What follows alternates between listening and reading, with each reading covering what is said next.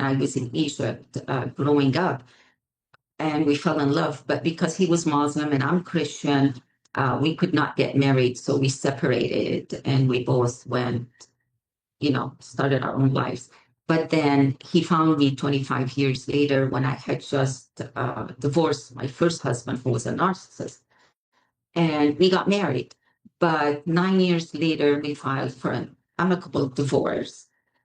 And he asked to stay in the house for 3 weeks while he finds a place to live. Because I was the breadwinner, I was a CFO at the time. And I didn't want to throw him out of the house, of course, or have him on the street. So I agreed that he stays for 3 weeks. And it didn't take long until I started feeling aches and pains throughout my whole body.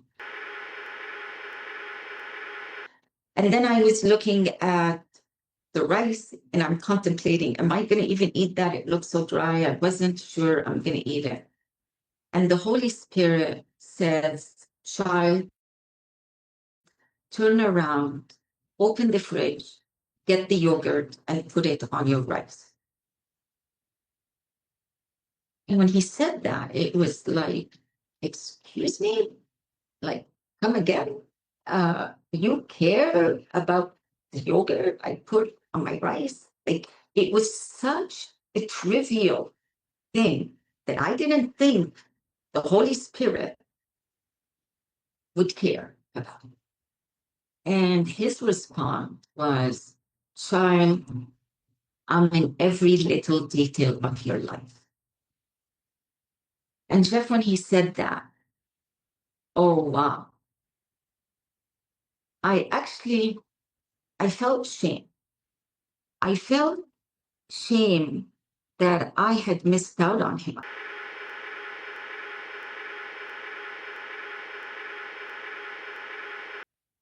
was just wondering. And then he broke the news to me.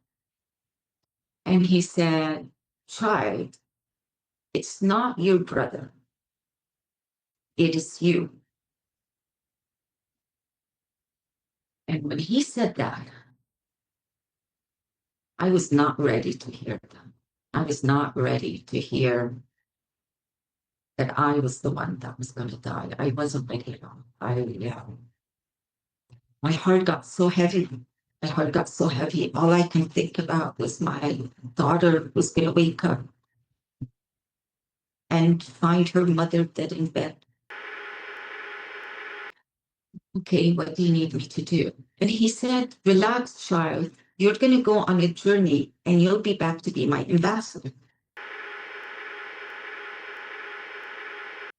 And then he said, child, I need you to shut your eyes. And no matter what happens, you're not to open your eyes. So I shut my eyes. And he said, child, no matter what happens, do not open your eyes. So I said, we can obey. And the whole process shut down. And I'm going, shoot, did I screw up my death? And he said, no, child, this one you can't screw up. And I was relaxed and just lying there. And then he said, the next step, child, is an annoyance. Remember, only an annoyance. And I said, okay. He said, only an annoyance, child.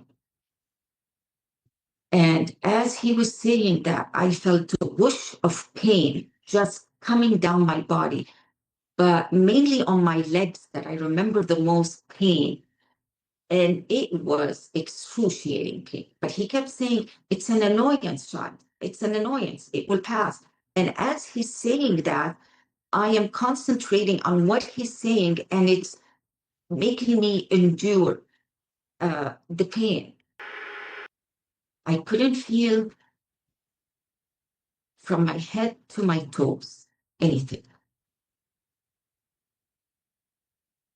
And then I asked him, I said, am I paralyzed? said, yes, child, you are. And I said, no. He said, I'm sorry, child. I said, no.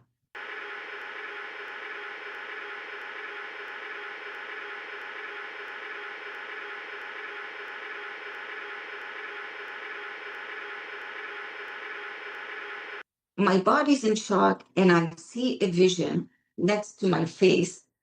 And that vision was Jesus's hand on the ground, and where they were piercing the nail in his hand, hammering it. And as I saw that vision of his hand, I felt shame that I'm uncomfortable from the water, like from this, what's happening to me compared to his pain.